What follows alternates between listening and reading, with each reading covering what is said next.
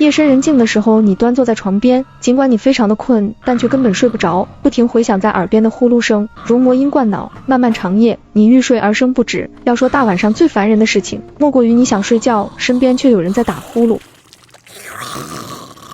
忍无可忍的你，最终决定将其叫醒，但被叫醒的他却生气了，表示自己绝对不可能打呼噜。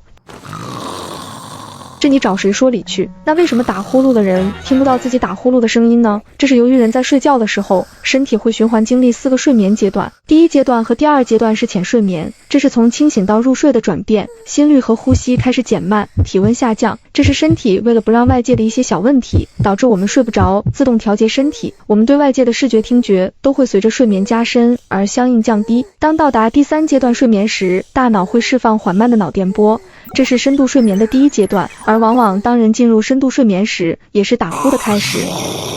当睡眠进入第4阶段时，身体会产生化学物质，使人体进入暂时瘫痪状态。这也是为什么打呼的人不用点手段还叫不醒，叫都叫不醒，就更不用说那一点点呼噜声了。所以打呼噜的人要是别人不说，自己根本意识不到自己打呼噜。那么有些人为什么会打呼噜呢？由于呼吸时，空气会通过气管流经喉咙并进入肺部，位于喉咙后部的通道是最狭窄的部分。当我们清醒的时候，肌肉会保持该通道相对畅通，但当我们睡着时，这些肌肉会放松，使得通道变得更加狭窄，而通过这个狭窄开口的空气可能会导致喉咙震动，从而导致打呼噜。而有些人打呼噜打得太厉害，也就意味着喉咙关闭得太厉害，没有足够的空气进入肺部，导致产生窒息感。所以打呼噜打得太厉害的人也会被自己吵醒，但只是以另一种形式。随着人醒来，通道再次被拓宽，被吵醒的人立马又进入睡眠，继续打呼噜。也就是说，打呼噜是由于空气通过狭窄通道，从而引起的震动和刺耳的声音，这些声音可能高达90分贝，这时听起来有点像电锯的声音。打呼噜的情况在所有年龄段的人里都可能发生，仰天大睡、肌肉紧张、疲劳、饮酒、